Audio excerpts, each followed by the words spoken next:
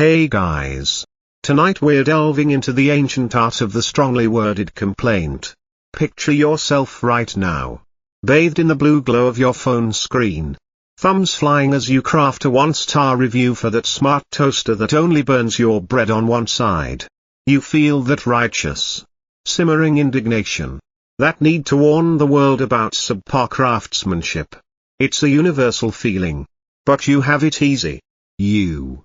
With your ergonomic keyboard and your instant post button. You probably wouldn't survive a week trying to get a refund in ancient Mesopotamia.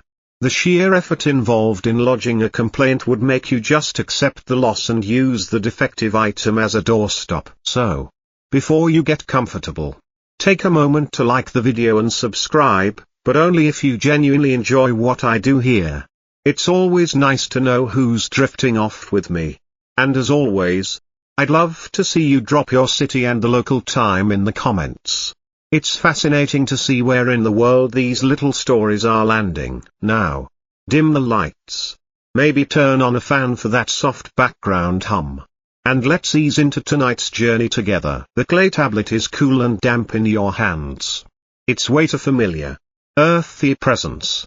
You are Nanny, a merchant of some standing. And you are sitting on a low stool in the shaded courtyard of your home in Babylon. The year is somewhere around 1750 BCE.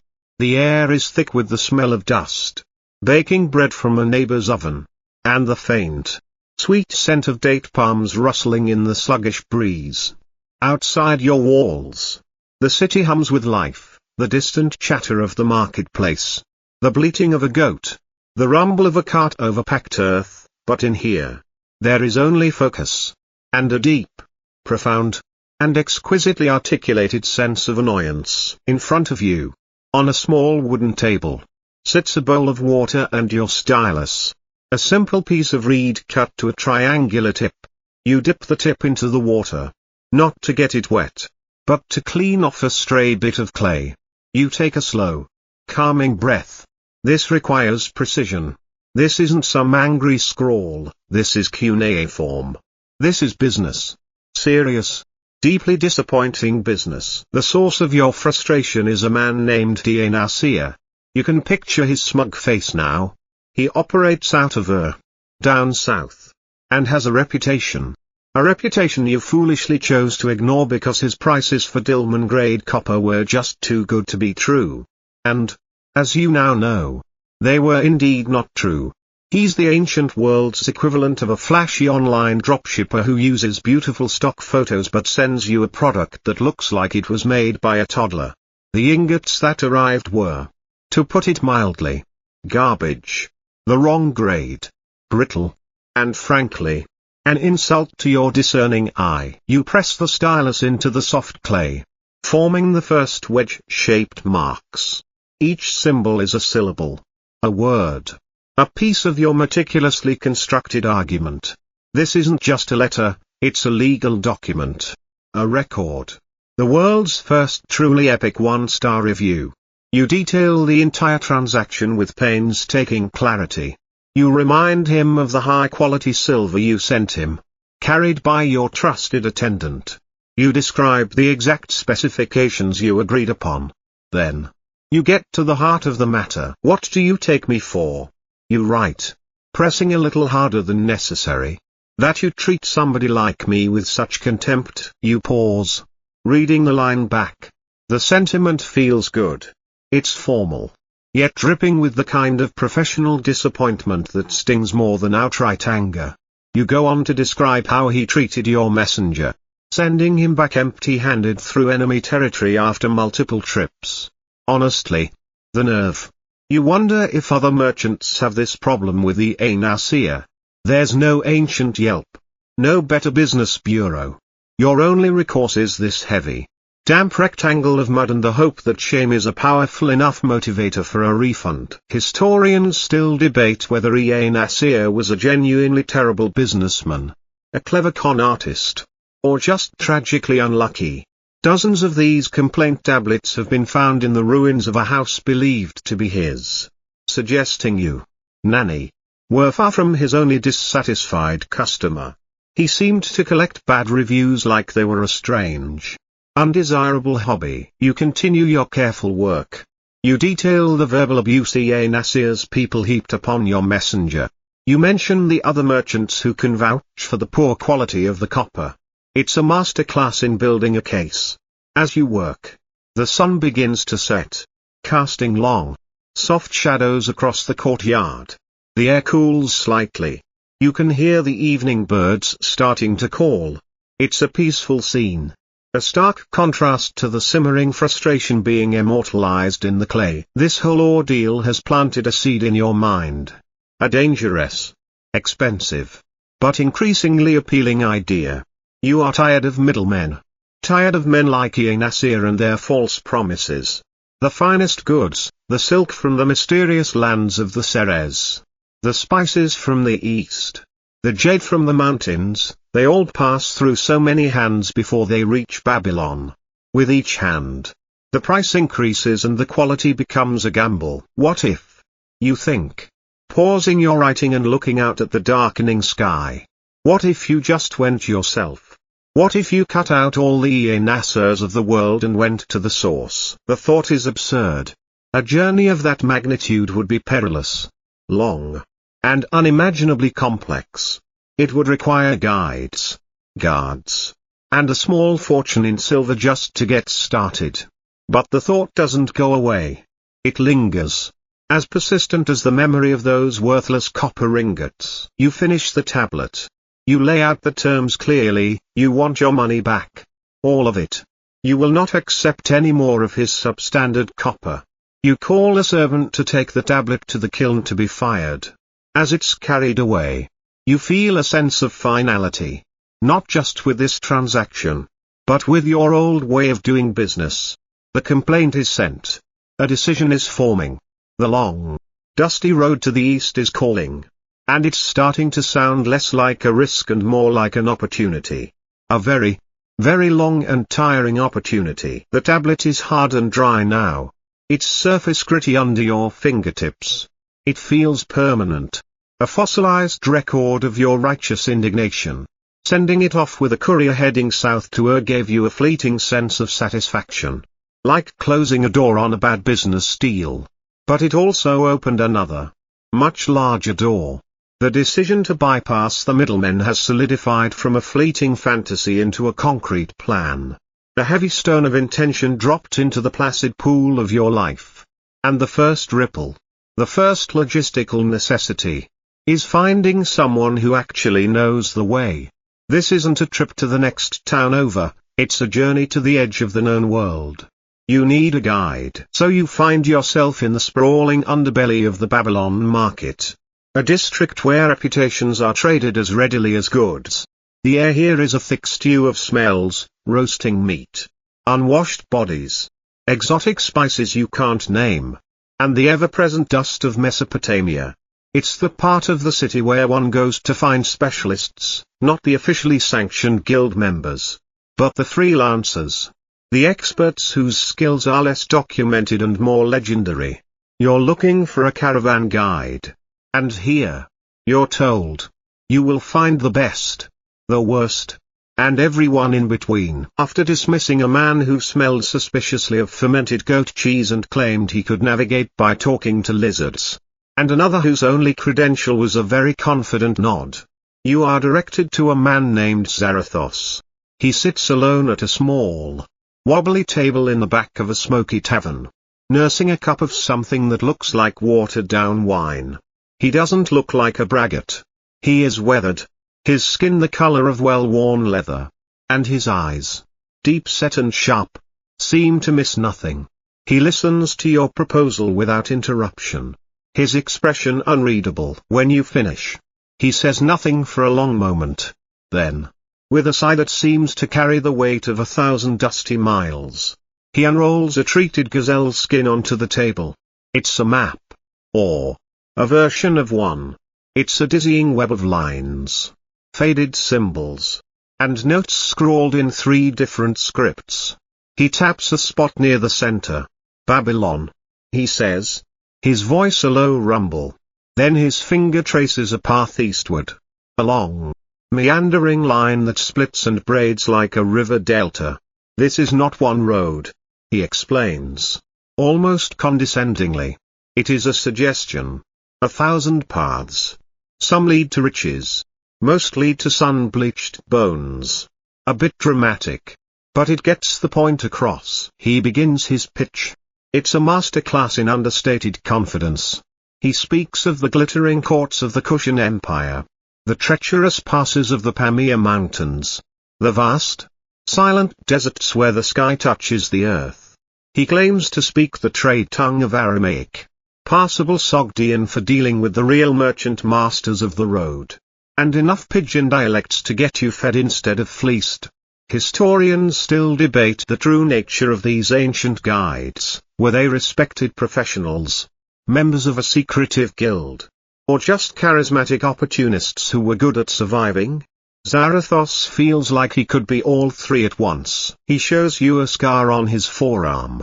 A pale, jagged line he claims came from the tusk of a wild boar in the forests of Fergana. He pulls a small, yellow tooth from a pouch, claiming it's from a desert dragon, though it looks suspiciously like the same boar's tusk. It's the ancient equivalent of a flashy PowerPoint presentation, filled with impressive bullet points and testimonials from people you can't possibly contact. You, a man still smarting from the smooth promises of a copper merchant named ea-nasir, should be more skeptical. You know you should. But his knowledge seems genuine. He talks about the best places to cross the Tigris, the political temperament of the Parthian lords you'll need to pay off, and the precise type of dried fruit that won't go moldy in the desert humidity. He seems to have an answer for everything. He's like a modern-day adventure travel influencer, except his portfolio is etched into his face instead of posted online. Then comes the price. He names a figure in silver shekels. It's high enough to command respect, but surprisingly lower than you expected. Just like ea-nasir's copper, it feels almost too good to be true. This is the moment of decision. Your gut, the same gut that now regrets ever hearing the name ea-nasir, is sending up a small, quiet warning flare. His stories are seamless, his answers too quick. But the alternative is staying here, haggling over local barley shipments and trusting your fortunes to distant, unreliable suppliers. You look at his map, a chaotic promise of the world beyond your comfortable courtyard walls. You think of the exquisite, near-mythical silks that are, right now, being woven in a land you can barely imagine. The desire to see it for yourself, to control your own destiny, outweighs the cautious whisper in your mind. You're hired, you say, the words feeling heavier than you expected. Zarathos allows himself a small, slow smile. It doesn't quite reach his eyes. He rolls up his map with a practiced flick of the wrist. We gather the animals and supplies at the Ishtar Gate. 3 sunrises from now. Do not be late. You seal the deal with a handshake, his grip firm and calloused. As you walk away from the tavern, back into the noise and the light of the main market, you feel a profound sense of commitment. You've just entrusted your life, your fortune, and your quest for quality goods to a man who might be a seasoned genius of the trail or a spectacular fraud. There is no way to know for sure. The journey has begun, not with a first step, but with a leap of faith. And you can only hope you're not about to land in the same trouble you just tried to leave behind. 3 sunrises later, you stand under the immense, awe-inspiring shadow of the Ishtar Gate. The glazed bricks, a brilliant lapis blue, are alive with processions of lions and dragons, their ceramic eyes staring out with an eternal, silent authority. It's a powerful symbol of Babylon's might and glory, meant to intimidate foreign dignitaries and humble returning citizens. Right now, it just makes you feel very, very small, and very, very anxious. The cool morning air does little to soothe the nervous knot in your stomach. Your guide, Zarathos, is already there, looking just as weathered and inscrutable as he did in the tavern. Around him is the organized chaos that marks the beginning of a great caravan. The scene is a symphony of noise and smells. Donkeys bray with indignant stubbornness. Camels groan with a deep, guttural sound of protest as they are loaded. And men shout instructions in a half-dozen languages. The air is thick with the scent of animal dung, leather, and the sweet, cloying aroma of dates being packed as provisions. It's the ancient world's equivalent of a chaotic airport terminal during a holiday rush, complete with baggage handlers who seem to be enjoying their job a little too much. You have assembled your own small part of this moving city. You have 5 sturdy donkeys, laden with your trade goods, fine Babylonian wool, aromatic resins, and a significant portion of your silver hidden away in false-bottomed crates. You also have 2 camels, which you've rented at an exorbitant price, for the heavier loads and the long desert stretches. You watch as your hired hands, 2 strong but silent men from a village south of the city, expertly tie down the last of the bundles. The plan, as Zarathos had laid it out on his gazelle-skin map, seemed so straightforward. A steady march eastward. But reality, you are quickly learning, is far more sluggish. The caravan doesn't just start, it coalesces. Slowly, painfully. There's a dispute over the order of departure. One merchant argues his goods are more perishable and he must be at the front. Another, a stern-faced man trading in glassware, insists his fragile cargo requires the smoothest ride, which is apparently in the middle. It's like watching people argue over who gets to board the airplane first. Except the airplane is made of 50 complaining camels. Zarathos, to his credit, navigates this social minefield with a bored-looking authority, brokering compromises with a few quiet words. Finally, after what feels like half the morning, a horn sounds. A low, mournful blast that echoes off the city walls. The great beast of the caravan shudders, groans, and begins to move. You fall into line, leading your lead donkey by its rope, and take your first steps out of the city and into the vast, open plains of Mesopotamia. The Ishtar Gate recedes behind you, a shrinking sliver of blue. Progress is agonizingly slow. The pace is not set by the strongest man or the fastest animal, but by the weakest link, a wobbly cartwheel, an overloaded donkey, a stubborn camel that decides it's time for an unscheduled nap. You are not blazing a trail, you are inching along a well-worn rut in the earth, a commercial artery clogged with traffic. You walk, and you walk, and you walk. The sun climbs higher, beating down with an intensity that makes the air shimmer above the parched ground. The dust, kicked up by hundreds of hooves and feet, gets into your mouth, your eyes, your very soul. Remember that sunscreen made of crocodile dung from our last talk? You'd probably pay a handsome sum for some right now. Regardless of the ingredients. Within hours, you are stopped. The first checkpoint, a small, sun-baked mud brick outpost manned by a handful of bored-looking soldiers from some local city-state whose authority extends about as far as they can spit.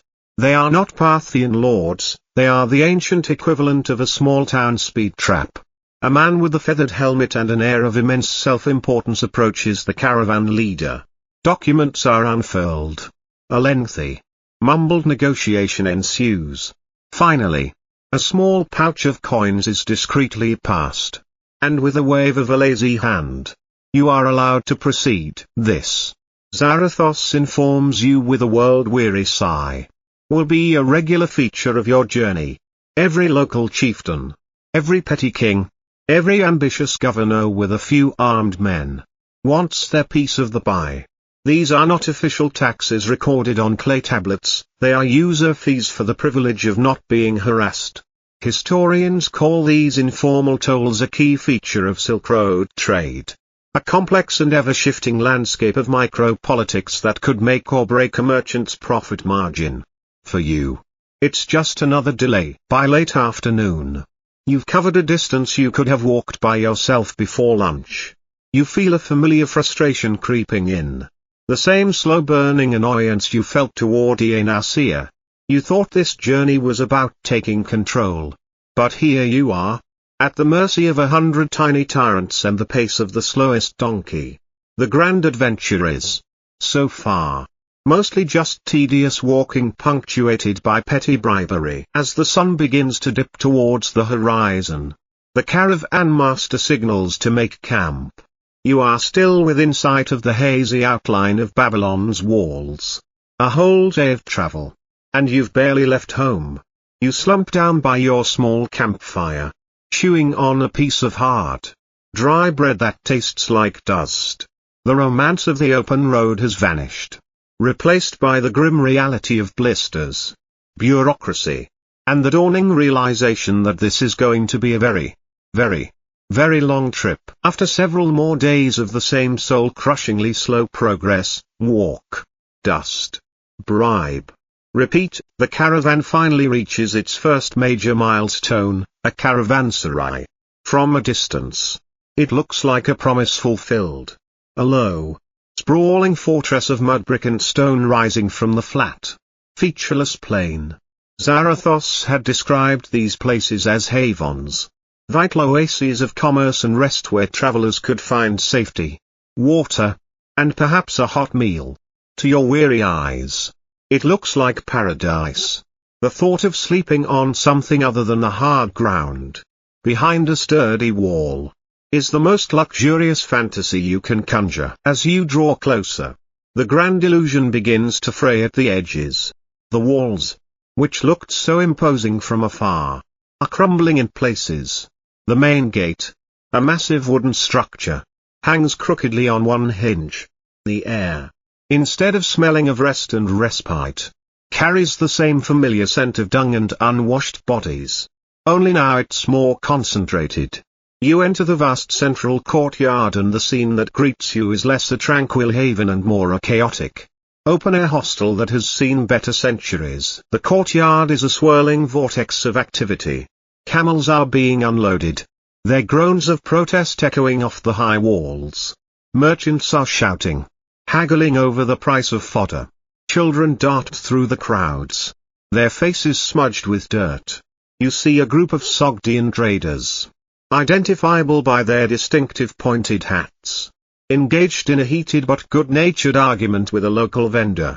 The whole place has the vibrant, slightly desperate energy of a music festival on its final day. Zarathos, with the nonchalant air of someone who has seen it all, secures you a space along one of the walls. This is your designated spot for the night. You then go in search of the amenities he'd mentioned. The private chambers for rent turn out to be small, windowless cells that smell faintly of mildew and regret. You opt to sleep outside with your goods. The hot meal is a thin, greasy stew with some unidentifiable lumps floating in it, served in a wooden bowl of questionable cleanliness. You decide to stick with your own supply of dried dates and hard bread. Your biggest disappointment, however, is the well. It's the heart of the caravanserai, the very reason for its existence. A steady stream of people and animals are gathered around it, pulling up buckets of cloudy, brackish water. You take a cautious sip from your water skin after filling it. It tastes of salt, earth, and the faint but unmistakable flavor of camel backwash. You make a mental note to boil every drop before drinking it. It's a bitter lesson in marketing versus reality. The brochure, had one existed, would have featured a sparkling oasis. The reality is a lukewarm puddle. You find a relatively quiet corner to sit and observe. This is the true function of the caravanserai. You realize, it's not about comfort, it's about information. It's the world's first social network. A physical hub where news and rumors travel as fast as the traders themselves. You overhear snippets of conversation. The Parthian king has raised the tax on glassware. A bandit group has been raiding caravans in the Zagros foothills. A new shortcut to Ecbatana is rumored to be open. But it's haunted by jinns. It's a fire hose of vital, unverifiable information. Historians marvel at the caravanserai network, which stretched from Persia to China, as a fundamental pillar of the Silk Road's success. They were state-sponsored in some regions, private enterprises in others, but all served this dual purpose of shelter and information exchange. For you, it's a crash course in the real economics of the road. You learn that the price of wool drops significantly just a few hundred miles east of here.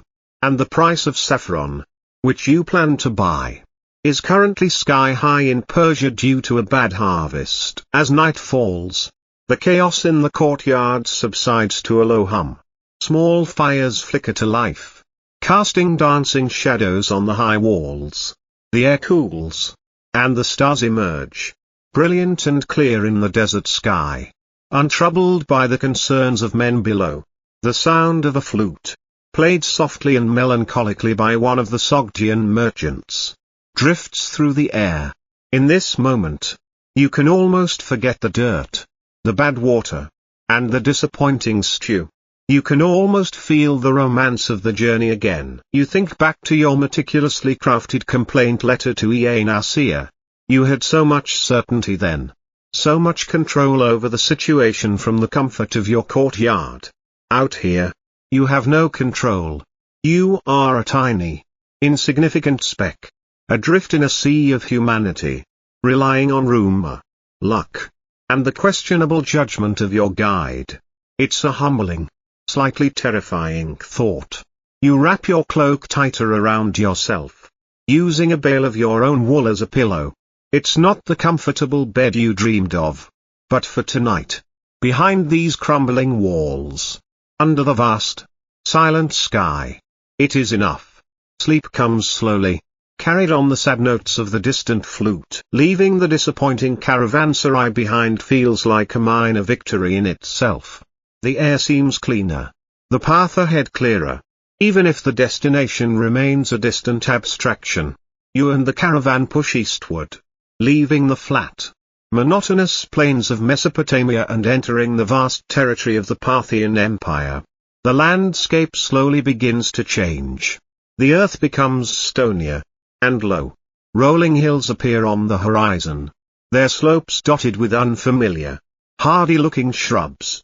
This is Persia, a land with a history as deep and ancient as your own. Your destination is a bustling trade town, known for one thing in particular, saffron. This isn't just a spice, it's condensed wealth, the red gold of the ancient world.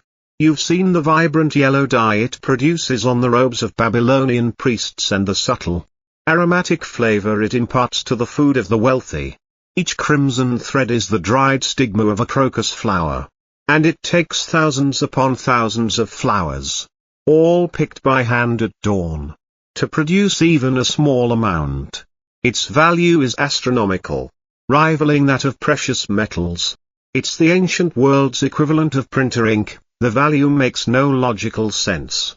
But the market has spoken. You don't engage in loud, boisterous haggling in an open market. This is a transaction for professionals. You are led by a local contact to a quiet, walled compound, the home of a respected saffron merchant. You sit on fine wool rugs in a shaded room, sipping cool, mint-infused water as servants bring out small, beautifully painted wooden boxes. The merchant, an older man with a calm demeanor and shrewd eyes, opens one for your inspection. The scent that fills the room is intoxicating, rich, floral, and earthy. The threads are a deep, uniform red. This is the good stuff. You conduct the negotiation with practiced patience, using your finest wool as leverage. After a period of respectful back and forth, a price is agreed upon. You feel a surge of satisfaction. This is why you came on this journey, to cut out the middlemen and deal directly with the source. To get the best quality at the best price. The saffron is weighed out carefully and packed into thick, oiled leather pouches, which are then sewn shut. For an extra layer of security, you employ a common merchant's practice. You take small lumps of clay and press them over the stitching of each pouch. Then stamp your personal seal into the soft clay, a stylized image of a sheep. A nod to your family's trade in wool. It's your signature, your guarantee. No one can open the pouch without breaking the seal. Satisfied, You pack the precious pouches deep within a sturdy wooden crate. Nestled safely among bales of less valuable goods, the caravan moves on. For several days, the rhythm of the road returns. The sun rises. You walk. The sun sets. You make camp. The low hills grow into larger, more formidable mountains in the distance. The sense of accomplishment from the saffron deal buoys your spirits. One night, sitting by the flickering light of a campfire, you decide to do a routine inventory. It's just good practice. You open the wooden crate. Your heart calm and content. And then you see it. One of the clay seals is wrong. It's cracked. And the impression of your sheep is smeared. As if someone tried to clumsily press the broken pieces back together. A cold dread. A feeling far worse than the irritation you felt with ea-nasir. Washes over you. This isn't incompetence, this is violation. You pick up the pouch. It feels light. Too light. With trembling fingers, you pull away the broken seal and open the stitching. Inside, more than half of the precious red threads are gone. A quiet, helpless anger burns in your chest. You can't shout. You can't make an accusation. Who would you accuse? The caravan is a closed, self-contained world. The thief is still here, probably sitting by their own fire just a few paces away. You look around the camp. There are your own hired hands. Their faces impassive in the firelight. There's the stern glassware merchant, who always keeps to himself. There are the quiet Sogdians, who seemed so friendly. Even Zarathos, your guide, falls under the shadow of your suspicion. His face, as always, reveals nothing. Historians still debate how common internal theft was on these long journeys. Was there a strict, unwritten code of honor among merchants? Or was it a constant, low-level threat that everyone simply accepted as a cost of doing business? Right now, you don't care about the academic debate. You only know that someone in this small, temporary village is a thief. Someone watched you make the deal, watched you pack the saffron, and waited for their moment. The theft is more than a financial loss. It has poisoned the atmosphere. The shared hardship of the road had created a fragile sense of community. A feeling that you were all in this together. Now, that feeling is shattered. Every friendly nod, every shared piece of bread, is tainted with suspicion. The low hum of conversation around the campfires no longer sounds like camaraderie, it sounds like whispers. The journey has just become infinitely lonelier.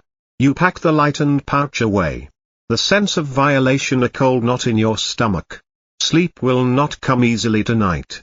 You will be watching the shadows, and the faces in the firelight, much more closely from now on. The saffron incident casts a long, silent shadow over the following weeks. The trust that once bound your small traveling community has evaporated, replaced by a quiet, watchful tension. You find yourself observing your fellow travelers with a new, calculating eye. Every cough, every glance, every whispered conversation feels like a potential clue. It's exhausting. The road itself seems to mirror your mood, becoming harsher and less forgiving as you venture deeper into the heart of Central Asia. The landscape is now a vast, wind-swept steppe, a seemingly endless expanse of dry grass under a dome of brilliant, unforgiving sky. This is the land of the Bactrian camel, the two-humped beast of burden that is the true engine of the Silk Road. They are legendary for their strength and endurance, capable of carrying immense loads over incredible distances with what appears to be a perpetually unimpressed expression. Your own rented camels, one-humped dromedaries, are starting to show the strain of the journey. One has developed a persistent cough, and the other's gait has become slow and uneven. Zarathos, in his infinite wisdom, declares that it's time for an upgrade. He leads you to a bustling animal market on the outskirts of a town that seems to be composed entirely of mud walls and animal pens. The air is thick with the uniquely pungent aroma of camel. Everywhere you look, there are camels. Big ones, small ones, young ones, old ones. It's like a used car lot, but with more spitting. Zarathos, ever the confident expert, takes charge. You need a prime Bactrian, he says, his eyes scanning the herds. Strong back, clear eyes, good teeth. I know the signs. He engages in a whirlwind of negotiation with a local dealer. A man with a magnificent, braided beard and a smile that doesn't seem entirely trustworthy. There's a lot of pointing, prodding of camel humps, and dramatic pronouncements about bloodlines and legendary feats of endurance. The dealer presents a pair of camels. They certainly look the part. They are enormous, with thick, shaggy coats and an air of stoic majesty. The dealer opens one's mouth to show you a set of large, yellowish teeth, the best in all of Sogdiana. He declares with a theatrical flourish, "You, still stinging from the saffron theft and your misplaced trust in the smooth words of ea-nasir, are warier this time. You try to inspect the animals yourself, but you're not entirely sure what you're looking for. Do you kick the humps like you'd kick a tire? You defer to Zarathos, who gives the animals a final, professional-looking once-over and a firm nod. A deal is struck. You trade your 2 weary dromedaries plus a not insignificant amount of silver for these 2 magnificent Bactrian beasts. It's a painful expense, but a necessary one. A good camel, you tell yourself, is an investment. You lead your new purchases back to the caravan, feeling a sense of pride. They are impressive animals. But as you begin to load them, you notice the first warning sign. One of them lets out a wheezing groan that sounds less like a protest and more like a plea for retirement. The other seems to have difficulty kneeling. Once on the road, your grand investment is revealed for what it is, a very expensive mistake. These are not prime Bactrian camels. They are old, ancient, even. They are the camel equivalent of a vintage luxury car that looks beautiful in the showroom but breaks down the moment you drive it off the lot. Their pace is glacial. They complain constantly. A series of groans, sighs, and disgruntled bellows that becomes the new, deeply annoying soundtrack to your journey. One of them has a habit of stopping dead in its tracks for no reason at all, refusing to move until it has been sufficiently coaxed with a handful of precious dried apricots. The other, you soon discover, has a particular talent for spitting a foul-smelling stream of digestive juices with surprising accuracy. Zarathos, when you confront him, just shrugs. He must have switched them, he says, with no trace of apology. A classic trick. It's a masterful deflection of responsibility. You have been duped again. It's becoming a recurring theme. The saffron thief taught you about internal threats, the camel dealer has taught you about external ones. The world, it seems, is full of people eager to part a naive merchant from his silver. Historians often discuss the importance of animals to the Silk Road, focusing on their endurance and economic value. What they rarely mention is the sheer frustration of dealing with a faulty one. An old, stubborn camel can be more of a liability than an asset. You are now the owner of 2 very large, very furry liabilities. The humor of the situation is not entirely lost on you. There's something deeply comical about your predicament, a serious merchant, on a grand quest for riches, being held hostage by the whims of 2 geriatric camels. You even start to name them, Nasir, after your favorite copper merchant, and grumbles. It's a small way of coping with the endless frustration. The journey continues, but now at the pace of Nasir and grumbles. A slow, complaining, spitting crawl eastward. You are learning another of the road's hard lessons. Sometimes, the greatest obstacle to your progress is the very thing you paid a fortune for to carry you forward. Your new, geriatric camels, Nasir and grumbles, have officially recalibrated the rhythm of your life to a sluggish, lumbering crawl. The caravan, already a slow-moving entity, now has a new anchor. You often find yourself at the very back of the procession, coaxing the 2 beasts forward with a mixture of quiet pleading and strategically offered snacks. The other merchants, who were once objects of your suspicion, now just look upon you with a weary, knowing pity.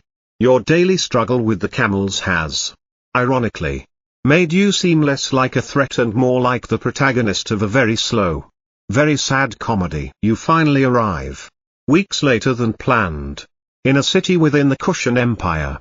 This isn't a mere town or a dusty outpost, it is a true metropolis. A vibrant crossroads where cultures collide.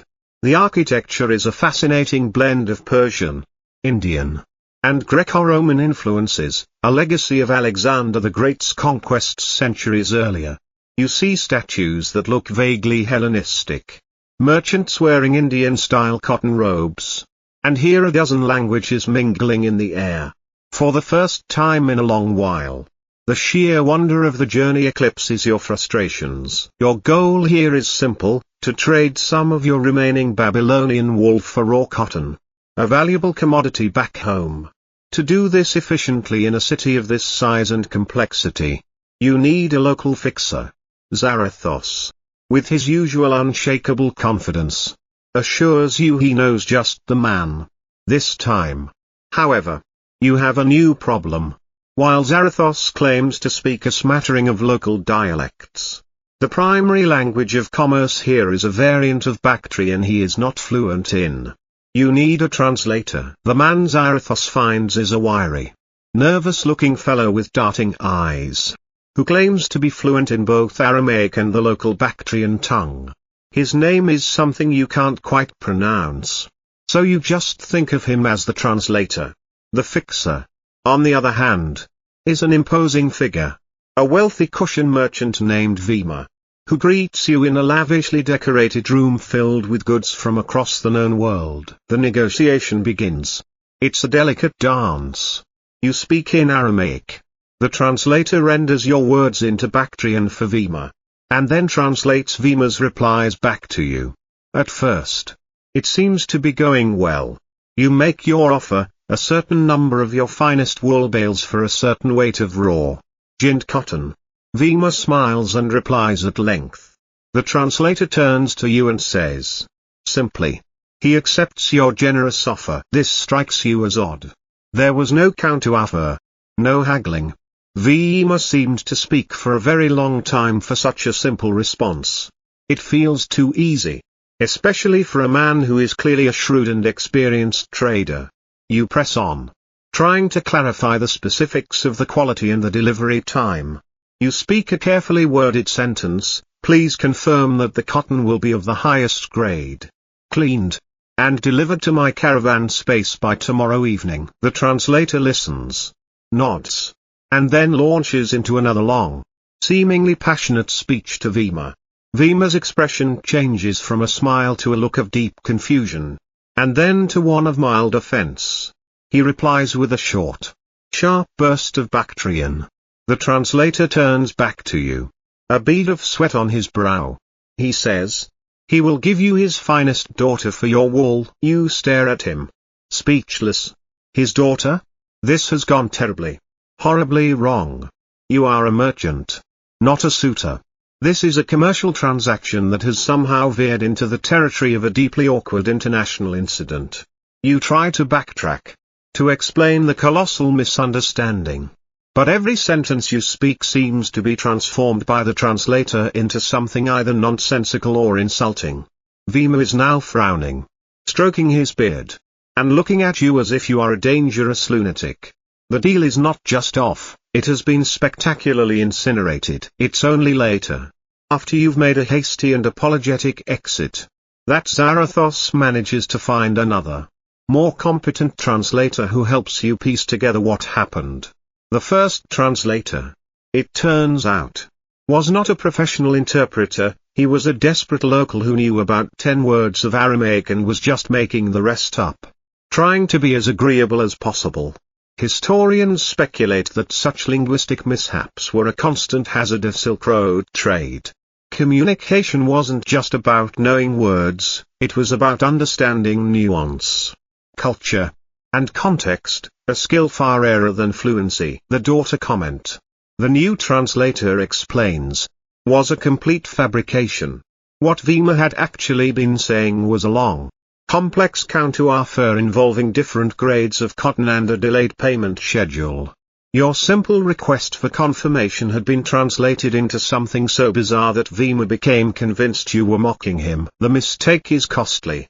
You've wasted days, insulted a powerful local merchant, and now you have to start from scratch to find a new trading partner. It's another lesson, learned the hard way. Your complaint to ea-nasir was a model of clarity and precision. Out here, your words are only as good as the person repeating them. You are once again at the mercy of an unreliable middleman. Not of goods, but of language itself. The grand journey to take control has shown you yet another way you can lose it completely. This time, quite literally, lost in translation. After the linguistic disaster in the Cushion City, you finally manage to conduct your trade for cotton. This time using a new translator who charges 3 times as much but is blessedly competent. You leave the city feeling poorer, wiser, and deeply tired of human interaction. The caravan pushes onward and upward, leaving the bustling plains and steppes behind. Before you now lies the most daunting physical obstacle of the entire journey, the Pamir Mountains. The locals call this range the roof of the world. And as you begin the ascent, you understand why. The air grows thin and cold, carrying the sharp, clean scent of pine and ice. The rolling hills have become jagged, snow-dusted peaks that tear at the sky.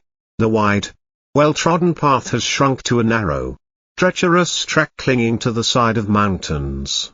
To your left is a solid wall of rock. To your right is a dizzying drop into a valley so deep you can't see the bottom.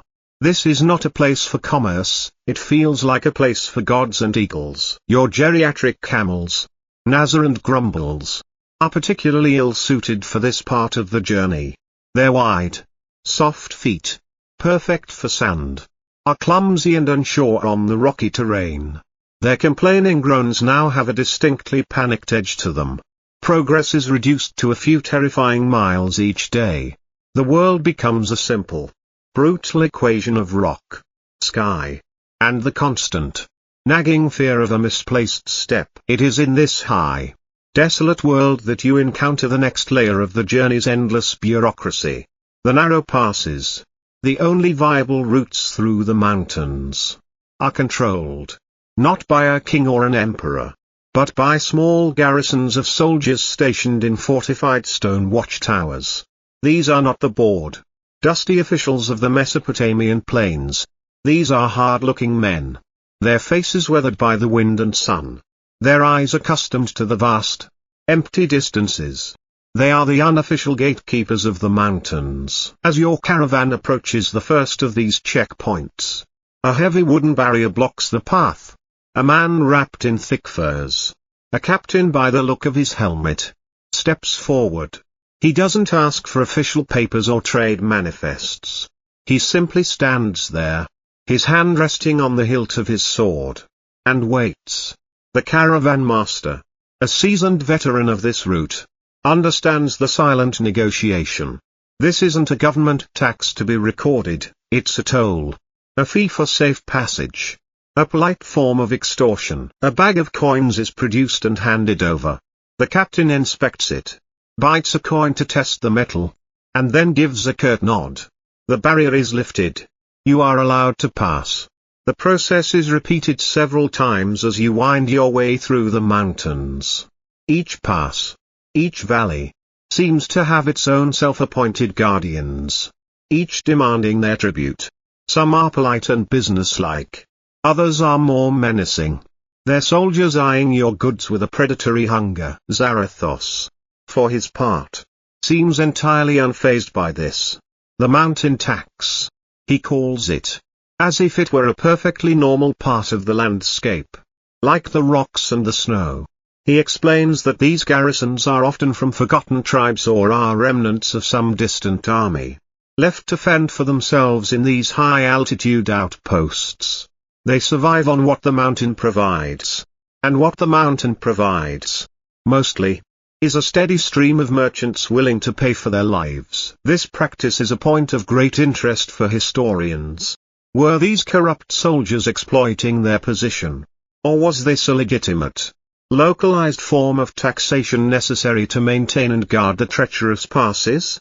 The line between a toll and a shakedown is, you reflect, a very thin one.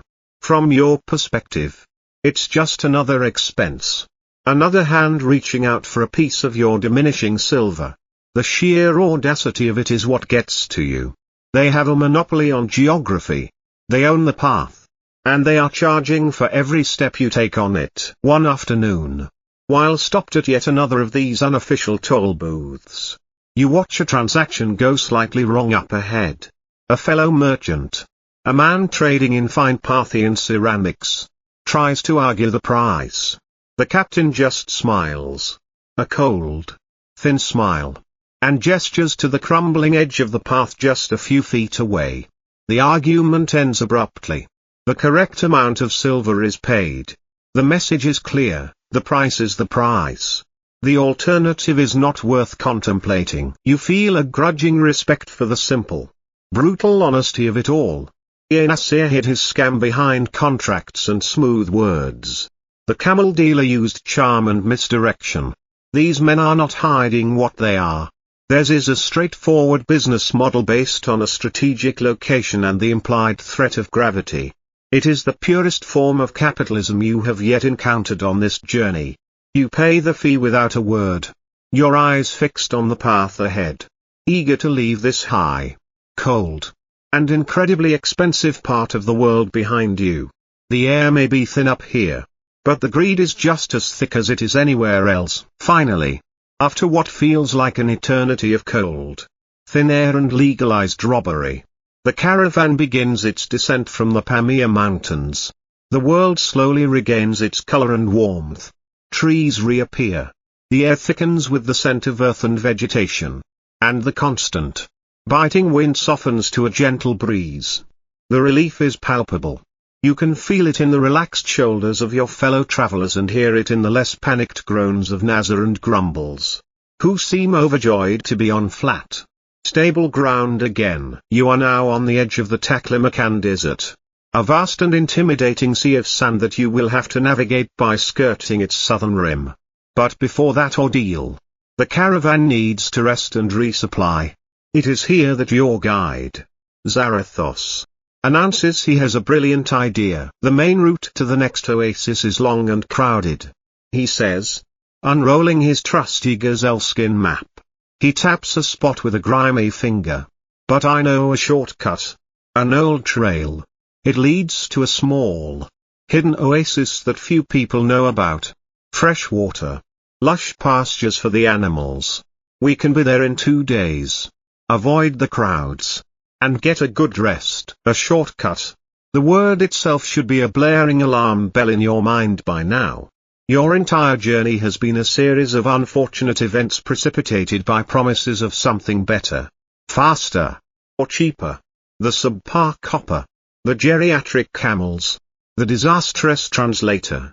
You are a walking, breathing testament to the fact that there are no shortcuts in life. Only more creative and expensive ways to get lost. You look at Zarathos. At his confident expression. At the glint in his eye that you've come to associate with impending trouble. And yet, you are so very tired. The thought of a quiet, peaceful oasis, away from the dust and noise of the main caravan route, is incredibly appealing. Maybe this time he's right. Maybe his encyclopedic knowledge of the road has finally yielded a genuine advantage. Against your better judgment. Against every lesson you've learned since leaving Babylon. You agree. A small group of you decide to follow him, yourself, the stern glassware merchant, and a family trading in herbal medicines. You break off from the main caravan, waving goodbye to the other merchants who watch you go with expressions that seem to be a mixture of curiosity and profound skepticism. You head out into the scrubland that borders the great desert, following Zarathos, who walks with the confident stride of a man leading his flock to salvation. The first day is pleasant enough. The terrain is easy. The sun is warm but not scorching. And the sense of being on a secret adventure is almost exhilarating. Zarathos points out landmarks, a strangely shaped rock here, a dried-up riverbed there, telling stories of the ancient spirits that inhabit the land. It's all very charming. That evening, you make camp under a brilliant canopy of stars. And for the first time, you feel a flicker of the romance you'd imagined at the start of this journey. The second day, things begin to unravel. The landscape becomes more desolate. The landmarks more ambiguous. Zarathoth's confidence begins to look less like expertise and more like stubbornness. He consults his map more frequently, holding it at different angles as if hoping the route might magically rearrange itself. The strangely shaped rock he was looking for turns out to be one of many strangely shaped rocks. The sun beats down with a renewed intensity. Your water supply, which seemed adequate for a 2-day trip, is now looking alarmingly low just over this next ridge. He keeps saying, a phrase that is rapidly losing its power to inspire hope. Late in the afternoon, exhausted and deeply regretting your decision, you crest one final, dusty ridge. Zarathos points dramatically into the small basin below. There, he proclaims, we have arrived. You look. You see a cluster of sad, withered-looking palm trees. Their fronds brown and drooping. You see a patch of cracked, dry mud where a pool of water might have been several years ago. And in the very center of that cracked mud is a single, murky, greenish-brown puddle, no bigger than a shield. A few desperate-looking insects buzz over its surface. This is not a lush, hidden oasis. This is a damp spot. A geological disappointment. The glassware merchant lets out a long, weary sigh that seems to contain all the frustration in the world. The herbalist family just stares, their faces blank with disbelief. Even Nasir and Grumbles seem to judge the scene with silent, disdainful contempt. Historians have long been fascinated by the lost oases of the Silk Road. Places that thrived for a time and then vanished as water tables shifted or trade routes changed. You are not fascinated. You are thirsty. You have been led on a wild goose chase by a man whose confidence is directly inverse to his actual navigational skill. There is no great confrontation. There is no anger. Everyone is simply too tired. You filter a few cups of the disgusting water from the puddle, which tastes exactly as it looks. You let the camels drink their fill.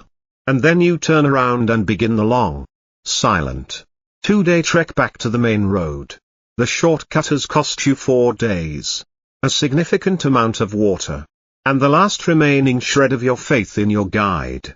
You walk behind him, watching his back, and you realize you've been looking at this all wrong. Zarathos isn't a fraud. He's an optimist. A dangerous, world-class optimist who believes in his own stories. And that, you decide, is far more dangerous than any simple con man. The return from the Phantom Oasis is a quiet, shameful affair. You rejoin the main caravan route feeling like chastened children who have run away from home only to return, hungry and defeated. A few hours later, the other merchants don't mock you, they simply nod. A silent acknowledgement that the road has taught you a lesson they already knew. Zarathos, for the first time on the entire journey, is subdued. The wind temporarily knocked out of his sails of boundless optimism. Your 4-day detour means you arrive late to the next major trading hub. A legendary city known for its vibrant community of Sogdian merchants. The Sogdians are the undisputed masters of the Silk Road. For centuries, they have been the glue holding this vast network together. Their commercial empire stretching from the borders of Byzantium to the gates of China. They are not conquerors, they are communicators, traders, and travelers of the highest order. Their language is the lingua franca of the road, and their reputation for shrewdness is legendary. While waiting for a new caravan to assemble for the final push into China, you have time on your hands. You spend it in the city's libraries and archives, not grand marble halls, but dusty rooms filled with scrolls, parchments, and clay tablets. Here, you hope to learn more about the practicalities of the route ahead, to rely on recorded knowledge rather than the dubious instincts of your guide. It is in one of these quiet, sun-drenched rooms that you make a discovery that resonates with you on a deeply personal level. A scholar, seeing your interest in trade disputes and contracts, shows you a collection of documents known as the ancient letters. They were written centuries ago by Sogdian merchants, sealed and sent but, for reasons lost to time, never delivered. They were found in the ruins of a watchtower along the route, a forgotten mailbag of history. As the scholar helps you decipher the elegant Sogdian script, a story emerges that feels hauntingly familiar. One letter, written by a merchant named Nanai Vandak, is a detailed complaint addressed to his business partner back home. He writes of being abandoned in a distant city, of partners who have cheated him out of his share of the profits, and of goods that have been sold without his consent. It's a litany of woes, a tale of betrayal and financial ruin played out on the grand stage of the Silk Road. You read about a shipment of musk that was promised but never arrived. You read about a loan that was never repaid. You read about the exorbitant price of wool and the unreliable nature of local agents. It's like listening to a ghost from the past complaining about the exact same problems that plague you today. The technology is different, he writes on parchment. You on clay, but the frustration, the sense of being wronged by a trusted associate, is identical. You feel a strange kinship with this long-dead merchant. You, Nanny, who drafted that furious tablet to ea-nasir in Babylon, are part of a long and storied tradition. The strongly worded letter of complaint is not just a personal grievance, it is a fundamental part of the merchant's experience. A timeless ritual. It's strangely comforting. You are not alone in your suffering, you are just the latest participant in a very old play. Historians consider these ancient letters to be one of the most important discoveries for understanding the daily life of Sogdian traders. They reveal the personal side of commerce, the anxieties, the family connections, the networks of trust and, in Nanai Vandak's case, the pain of betrayal. They are not grand historical chronicles, but intimate snapshots of real people navigating a complex and dangerous world. Inspired by this discovery, you begin speaking with the contemporary Sogdian merchants in the city. You share your own stories, the subpar copper, the stolen saffron, the geriatric camels. To your surprise, they don't see you as a naive failure. They laugh. Not at you, but with you. They respond with their own tales of woe. One tells you about a guide who was secretly afraid of horses. Another describes buying a shipment of what he thought was rare incense, only to discover it was just cleverly scented sawdust. A third tells a story about a translator who accidentally negotiated the purchase of a flock of sacred, unsellable geese. It's a revelation. These legendary merchants, these titans of the road, are not immune to the scams and misfortunes that have plagued you. They have just learned to treat them as an expected cost of doing business. A kind of informal tax on experience. They don't let it defeat them, they turn it into a good story to be shared over a cup of wine. For the first time on your journey, you feel a sense of belonging, of professional camaraderie. You are all part of the same tribe, defined not by blood or nationality, but by shared experience and a common tolerance for absurdity. Your litany of complaints is not a record of your failures, it is your resume. It is proof that you have traveled, that you have risked, and that you have survived. You leave the city with your goods and your terrible camels, but also with a newfound perspective. The road is still long and difficult, but you no longer feel like its victim.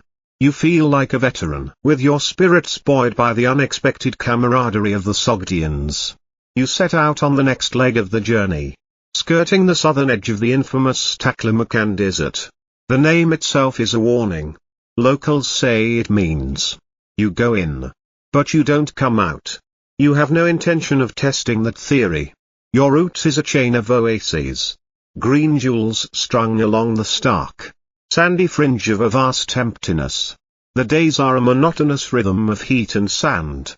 The nights a welcome relief of cool air and brilliant stars. In one of these oases, a thriving hub of trade and weary travelers, you decide it's time for another investment. Your original tent, a simple Babylonian design of wool and leather, has become worn and tattered. It leaks in the rain and offers little protection from the fine, pervasive dust that gets into everything. You see the magnificent tents of the wealthier merchants, spacious, woven from brightly colored fabrics, and designed to withstand the harsh desert climate.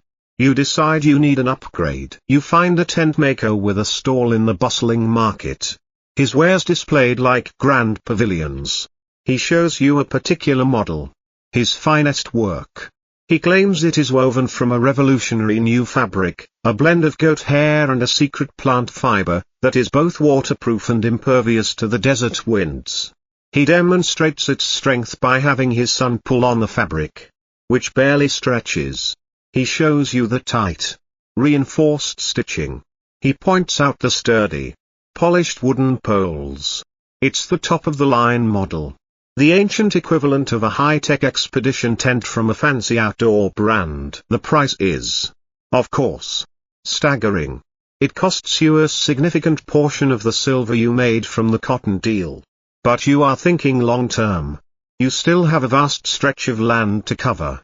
And a good shelter is not a luxury, it's a necessity. You remember the miserable nights in the leaking tent, the constant grit of sand in your food and bedding. You think of this new tent as an investment in your own well-being. You make the purchase that evening. You erect your new portable palace with a deep sense of pride.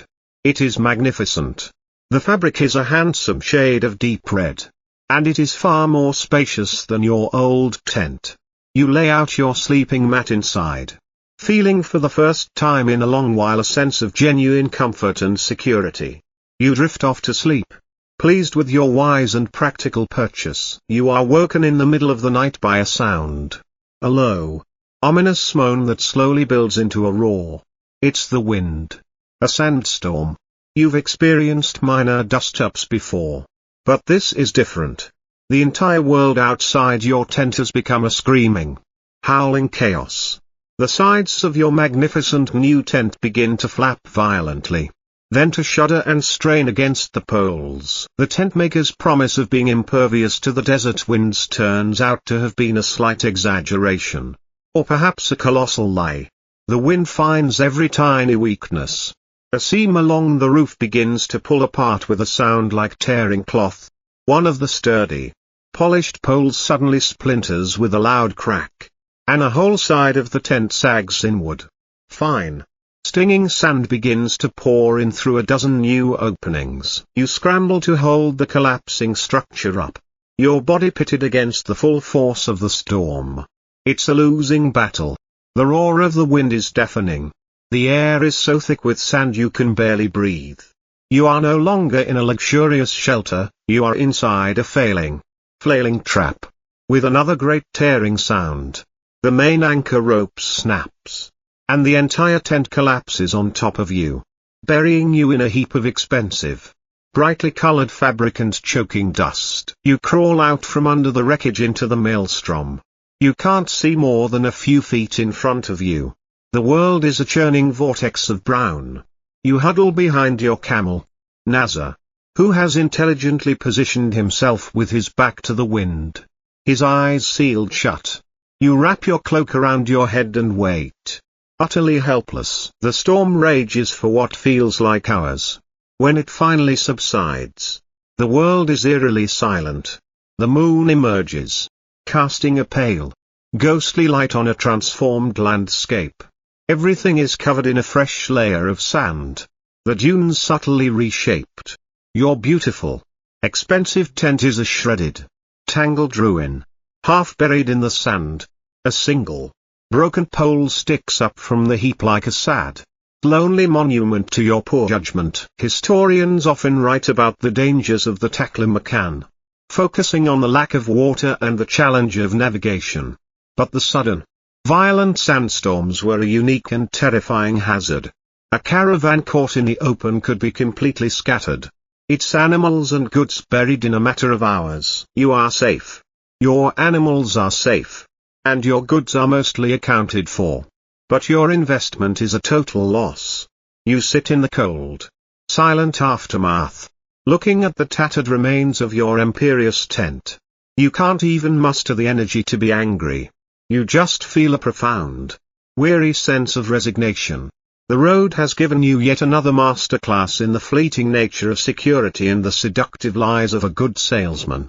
It seems that whether the product is copper, camels, or tents, the story is always the same. You just hope that the silk at the end of this journey is, at the very least, genuinely silk. After the sandstorm, you are left with the tattered remains of your pride and your tent.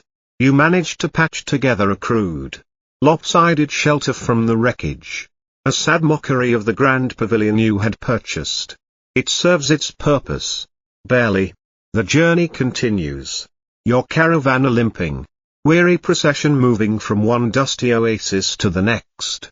The Taklamakan Desert is relentless, a vast, indifferent ocean of sand, and you feel like a sailor who has been at sea for far too long. But then, slowly, the landscape begins to change once more. The sand gives way to fertile loess soil. You see green fields, carefully tended irrigation ditches, and small, prosperous-looking villages. The air no longer feels empty, it's filled with the sounds of life, the chatter of farmers, the crowing of roosters, the distant rhythm of a blacksmith's hammer. You have passed through the crucible of the desert and arrived in the heartland of China, the land of the Ceres, the mythical source of the silk that has been the object of your quest for what feels like a lifetime. Your final destination is the grand capital of the Tang dynasty, Chang'an. It is not just a city, it is a legend. The stories you heard back in Babylon spoke of it as the largest, most magnificent city in the world. A cosmopolitan metropolis where all peoples and all faiths were welcomed. As you approach, you see that the legends were not an exaggeration. The city is laid out on a perfect grid. Its massive outer walls stretching for miles. Watchtowers and grand gates punctuate the walls. And you can see the curved tile roofs of immense pagodas rising within. It makes Babylon look like a provincial town. Entering the city is like stepping into another world. The streets are wide, straight, and bustling with a density of people you have never before witnessed. You see Buddhist monks in saffron robes, Nestorian Christian priests, Zoroastrian magi, and merchants from every corner of Asia. The faces, the languages, the clothing, it's a dizzying, overwhelming tapestry of humanity. The air smells of strange, delicious foods being cooked on street-side stalls, of exotic incense, and of the damp earth of the city's numerous parks and canals. You, a merchant from distant Babylon, are just one more drop in this vibrant ocean. Your small, dusty caravan is swallowed by the city's immensity. After securing your animals and goods in a designated caravanserai for foreign traders, you set about the final task of your mission, contacting your business partner. Before leaving Babylon, you had arranged this deal through a series of letters carried by other merchants. The arrangement was with a man named Fen, a reputable silk dealer with a warehouse in the city's famous Western Market. You have his address, carefully transcribed onto a piece of parchment that you have guarded jealously for this entire journey. Finding the Western Market is easy enough, it's a city within the city. A sprawling labyrinth of shops, warehouses, and tea houses. Finding the specific address, however, is another matter. You hire a local guide, a boy who seems to know the market's every twist and turn. He leads you through crowded alleys, past stalls selling everything from gleaming ceramics to live scorpions on sticks, a local delicacy. Apparently. Finally, he stops before a two-story building with a faded sign. This is it. The address is correct. You dismiss the boy and knock on the heavy wooden door, your heart pounding with a mixture of excitement and apprehension. This is the culmination of everything: the dust, the bribes, the bad camels, the stolen saffron, the collapsed tent. This is the moment of payoff. The door is opened by an old man who looks at you with a blank, questioning expression. You state your name, Nanny, and say you are here to see Master Fen. The old man just shakes his head. He speaks no Aramaic. And you speak no Chinese. You resort to the universal language of pointing. Tapping your chest and then pointing at the sign. A look of understanding dawns on the old man's face. He says a name, Fen. Then he shakes his head again. More vigorously this time. And points down the street. Making a series of walking gestures with his fingers. He repeats a word over and over, frustrated. You find another guide. This one an older man who speaks a little Sogdian. Which you've picked up enough of to communicate. You bring him to the warehouse and have him speak to the old man. The story becomes clear. Master Fen did indeed have his business here. But he moved. 6 months ago. He sold this warehouse and moved his entire operation to the Eastern Market. On the complete opposite side of the city. You just stand there. Staring at the faded sign. The piece of parchment with the now useless address clutched in your hand. It's a final, cosmic joke. After traveling thousands of miles, across mountains and deserts, facing bandits and sandstorms, you have arrived at your destination only to find that it has moved. Historians note the incredible organization of Tang era Chang'an, with its zoned markets and meticulous city planning. But no plan can account for the simple, infuriating fact that people and businesses move. For you, it's not a historical footnote, it's a soul-crushing logistical nightmare. The Eastern Market is miles away. You will have to navigate this immense, alien city all over again. The finish line, which seemed so close, has just been moved. The road, it seems, always has one last frustration to throw at you before it's done.